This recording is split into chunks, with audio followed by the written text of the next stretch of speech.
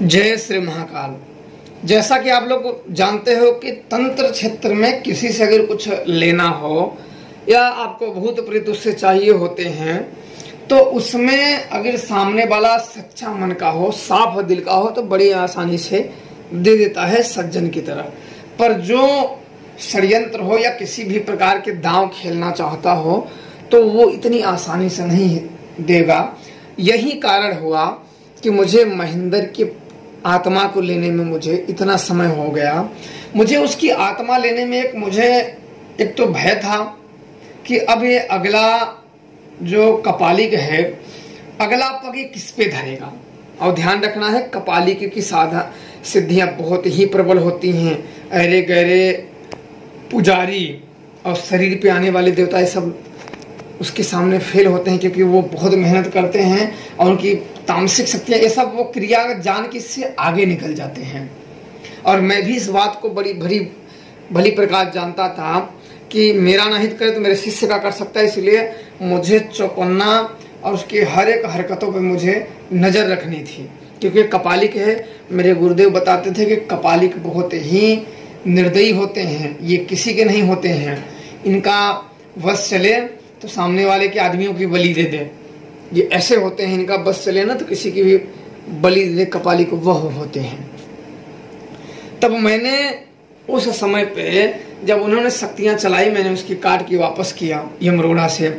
तो इसके बाद उसने अंतिम चाल फिर चली अपनी नाग कन्या जो उसको सिद्ध थी उसको, क्योंकि मुझे डर यही था कि अपने उस सिद्धि का ये इस्तेमाल करेगा। और ये सिद्धि बहुत ही खतरनाक होती हैं।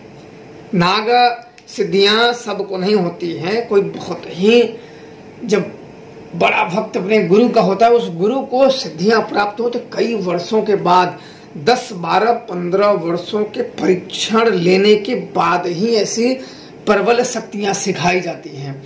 शिष्यों को जब ऐसी शक्तियां देते हैं गुरु तो उसको कई प्रकार से छल बल युक्ति सब प्रकार से उसका परीक्षण लेते हैं। नहीं तो वो अपनी निजी स्वार्थ के लिए, अपने थोड़े से अभिमान के लिए, अपने थोड़े से कुछ बेइज्जती के लिए उस शक्तियों का प्रयोग कर दे तो कई लोगों का घर उजड़ सकता है, जो कि आप लोगों को आगे में जान पड़ेगा। मैं आप लोगों को बता दूं कि ये सब ऐसे होते हैं ना कि इस बातों को आप लोग को ध्यान रखना चाहिए कि ईर्ष्या, राग, द्वेष, लोभ, मोह, माया, अभिमान ये ऐसे आभूषण होते हैं कि अगर इनको अपने ऊपर धारण करोगे तो आपको बहुत ही जल्दी काल के मुख में डाल देंगे। और इनसे बचने का आपको पुण्य संचरण में आपको मिलता है और ईश्वरीय ज्ञान का प्राप्त होता है। अन्यथा इनमें अगर विलुप्त हुए, इनमें अगर पड़े, या यूं कहें कि इनको अपना लेना, लोभ, मोह, माया, अभिमान, इनको अपनाने का मतलब होता है कि काल को आमंत्रित करना। क्योंकि कई ऐसी बाधाएं उत्पन्न होने लगती हैं कि आप स्वयं ही काल को आमंत्रित कर दोगे। और जिसका मुझे डर था कपालिक ने वही किया। मुझे फिर उसने अपनी चाल चली कि उस जो बुजुर्ग थे उनसे कहें कि अब लाइए, वो थोड़ा सा मेरे झोले में से सामान लिए लाइए, मैं इनको महेंद्र को आत्मा को दे देता हूँ, ये लेके जाएं। तो उन्होंने भी, क्योंकि मैं जानता था ये इतनी आसानी से बड़ा प्रेम से दे रहा है, तो उसने जब निकाला तो फिर उसने मंत्र पढ़ने लगा नाग कन्या सिद्धि का। तो मेरे गुरुदेव बताए थे कि नाग कन्या जिसको सिद्ध हो वो बहुत ही अचूक वार करती है। और क्योंकि उसे वो सिद्ध थी तो उसके स्मरण मात्र से ही वो घात कर देती। तो मैंने तुरंत उसकी काट के लिए पहली बार अपने गुरु की सिखाई हुई एक शक्ति का मैंने इस्तेमाल किया था, साबर कन्या। साबर कन्या एक स्वयं सिद्ध परम शक्ति होती है। मेरे गुरुदेव बहुत परीक्षण लेने के बाद हर प्रकार से, यहाँ तक कि गंगा नदियों में लाश जा रही है वहां बोलते उसको लेके आओ, वहां तपस करते कुछ नहीं, बस उसको बोलते, हर प्रकार से छल बल करते। मैं जो आदेश होता था करते जाते, ये कर दो, वो कर दो, ये कर दो, क्रोध दिलाते, लेकिन पर मैं बोलता ही नहीं, क्योंकि मुझे मालूम है, पहले से ही मुझे मालूम था कि राग, द्वेष, लोभ, मोह, माया, अभिमान ये ऐसे आभूषण होते हैं, जब आप इनको धारण करोगे तो आपके ही देह को ये काटेंगे। मैं इस चीज को भली भांति मैं जानता था कि इसको धारण करोगे तो ये आपको ही काटेंगे और गुरु से दूर कर देंगे। तो मैं कुछ बोलता ही नहीं था, जो गुरु का आदेश था अब गुरु जाने, अगर यही अंत समय होगा तो कोई बात नहीं है। तब उन्हें बहुत परीक्षण लेने के बाद मुझे साबर कन्या की सिद्धि का विधान और मुझे उन्होंने सिद्धियां अपने मार्गदर्शन में मुझे कराया था। जब उसने नाग कन्या का मंत्र जपने लगा तो मैं तुरंत ही अपने गुरु का स्मरण किया। मेरे गुरुदेव ने कहे थे कि जब भी इन शक्तियों का स्मरण करना, गुरु का स्मरण करके इनको आवाहन करो, ये शक्तियां उसी क्षण मदद के लिए आ जाएंगी। और ये शक्तियां जब साबर कन्या जब कहीं आती है तो सामने वाले की जितनी भी सिद्धियां हैं सारे मंत्र सुप्त होने लगते हैं। ये शक्तियां मंत्रों को सुप्त करने लगती है। सामने वाले वैरियों की किसी भी प्रकार की आपको सिद्धि हो, ये सारे मंत्रों को सुप्त करने लगती है साबर कन्या। तो मैंने अब देखा कि लफड़े हो सकते हैं, मैं भी एक हूँ और एक अपने साथ एक शिष्य लाया हूँ, ये भी किसी का लड़का है, मेरे ऊपर भरोसा से आया हुआ है। अगर इसका हित हो जाता है तो मैं कभी अपने आप को माफ नहीं कर पाऊंगा कि विश्वास से है और उसका ये होगा। मेरे साथ ना हो, कुछ हो जाए कोई दिक्कत वाली बात नहीं, पर मेरे साथ रह के अहित ना हो। मैंने तुरंत ही अपने गुरु का स्मरण किया। स्मरण करने के बाद मैंने वहीं स्वयं सिद्ध परम शक्ति का आवाहन में करने लगा साबर कन्या का। और मेरे गुरुदेव ने मुझे बताए थे कि साबर कन्या से, इससे लड़ने भिड़ने का अर्थ होता है मृत्यु को अपने आमंत्रित करना। मैं जानता था कि यह बाबा जो कपालिक है ये इससे नहीं लड़ पाएगा। ये कुछ भी आडंबर कर ले, कुछ भी बकवास फेंक ले, इसके शिष्य जितने हैं सब इसको, कितने भी इसको शमशान सिद्धि कुछ भी हो, साबर कन्या के सामने खड़े होने का मतलब होता है कि अपने मृत्यु को आमंत्रित करना। इसके कई प्रयोग होते हैं, मारण से लेके, मोहन से लेके, उच्चाटन से लेके, विदेशण से लेके, इस सभी प्रकार के सत्कर्मों को सिद्ध कर दी है। तब मुझे उस समय यही अच्छा लगा कि मुझे साबर कन्या का ही आवाहन, ये परम सिद्ध अवघड़ी शक्ति होती है और अवघड़ लोगों को जो उनको पता होता है इस शक्तियों के बारे में, कुछ ही अवघड़ों को इस शक्तियों के बारे में पता होता है कि ये साबर कन्या क्या शक्ति होती है। इसकी कोई काट नहीं है और इसकी कैद नहीं है, पर चलाने वाला को अपने निजी स्वार्थ के लिए कभी नहीं चलानी चाहिए। मैंने अपने निजी स्वार्थ के लिए, अगर कोई व्यक्ति गाली भी देके चला जाए तो कोई बात नहीं, तुम भी मुंह से बोल दो, पर शक्तियों को बीच में मत लाओ। ऐसा नहीं कि उसने बोल दिया तो ले मैं चला दे रहा हूँ, ऐसा नहीं। उसने दे दिया, तुम भी दे दो, कहानी खत्म। अगर देने की इच्छा है तो दे दो, नहीं देने की इच्छा है तो ठीक है भैया तुम ही बड़े रहो। जब तक सर से पानी ऊपर ना जाए तब तक नहीं बोलना चाहिए। और मैंने वही किया, पर मुझे अब ज्यादा विलंब होने लगा था। तो मैंने इस साबर शक्ति परम शक्ति का जब आवाहन किया साबर कन्या का, और उसका मुझे मंत्र जपते ही शरीर में जैसे बिजली जैसा करंट दौड़ गया। और तब तक वो साधु को ज्ञात हो गया है, उसको कोई सिद्धियां प्राप्त थी वो मुझे नहीं पता, पर उसने उसको बता दिया कि साबर कन्या का आवाहन हो रहा है, रुक जा रुक जा।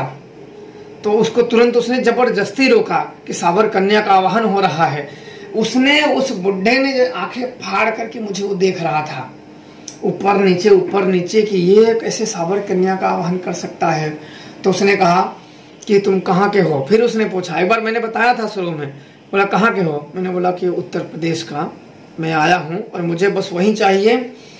तो वो जो उसके साथ वाला था, कपालिक था, सर्वंग, वो बोला कि मैं तुझे राख कर दूंगा। मैंने कहा कि तुम राख के ढेर पे तब तू खड़ा है। मेरे को भी अब सहते सहते बड़ा गुस्सा आ गया, वो मुझे इधर उधर घुमाने लगा। मैंने कहा कि अब तू प्रेम से देता है या छीन लेता हूं। तब वो बूढ़े ने बड़ा समझाया कि जाने दो, हम दे देते हैं, हमें कोई मतलब नहीं है। तो मैंने साबर कन्या का आवाहन कर दिया था। तो आवाहन करते ही वो तुरंत आती है साबर कन्या। जो शक्तियां सिद्ध होती हैं, इस बात का आप लोग ध्यान रखना कि जो शक्तियां सिद्ध होती हैं उसका आवाहन करते ही वो तत्क्षण तुरंत आती हैं। तो उसका आवाहन करते ही वो आई। तो वो आत्मा ने, महेंद्र की आत्मा तब मुझे देने के लिए राजी हो गए। मैंने बोला मुझे अभी के अभी चाहिए। मेरा भी दिमाग गर्म होगा, अब जो होगा देखा जाएगा, पर लफड़ा होगा, पुलिस है, प्रशासन है, लोग हैं, सब आएंगे, जो होगा देखा जाएगा, पहले करो, जो सामने आया है करो। पर वहीं पे समझौता हुआ। फिर महेंद्र की आत्मा उसने किसी शक्ति का आवाहन किया, फिर चौक में रखा कि लो उसने चौंक दिया। मैंने वो साबर कन्या से कहा, साबर कन्या ने उस चौकी को उठा लिया और की शक्तियां सहित पकड़ लिया साबर कन्या ने। तो मेरे को पता नहीं था कि शक्ति ने, तो उनका मेरे शक्ति को छोड़ दो। मैंने कहा मैंने कहाँ पकड़ा है? बोले तुम पकड़ लिए हो। तो मैंने जब पूछा तो पता चला शक्ति को उसने चौकी सहित उठा लिया है। उसकी कोई सिद्ध शक्ति थी, तो चौकी सहित उसको सहित उठा लिया।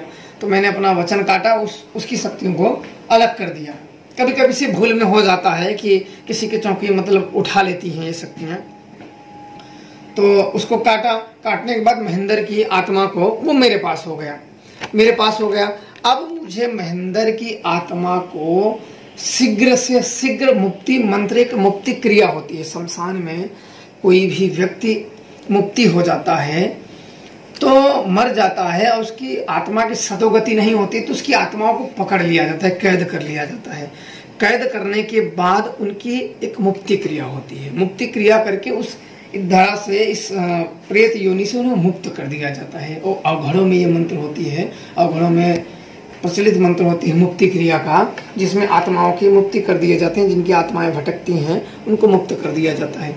तो मैंने भी जाते समय उनसे कहा कि जो भूल चूक हो उसके लिए मुझे क्षमा करना, क्योंकि मैं नहीं चाहता कि मेरा मन बड़ा, जब साबर कन्या का आह्वान करने लगा ना तो मेरा मन बड़ा दुखी होने लगा, क्योंकि मुझे मालूम है कि साबर कन्या सामने वाले का विनाश कर ही देंगे। कुछ भी कर लो, इससे बच नहीं सकते हो।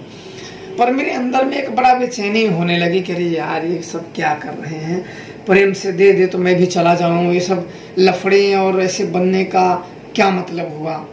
फिर भी वो मान नहीं रहा था। तब उसने अच्छा दे दिया तो मेरा मन बड़ा खिन्नता से मेरा मन भर गया कि अरे यार क्या करने की बारी आ गई। फिर अपने गुरुदेव का मन ही मन मैंने उनसे क्षमा प्रार्थना मांगी उस चीज के लिए। फिर वो शक्तियां ली उनसे भी, जो था कि जो भी भूल चूक हो जाने जाने उसके लिए मुझे क्षमा करना था। सब लोग मुस्कुराए, कोई बात नहीं है।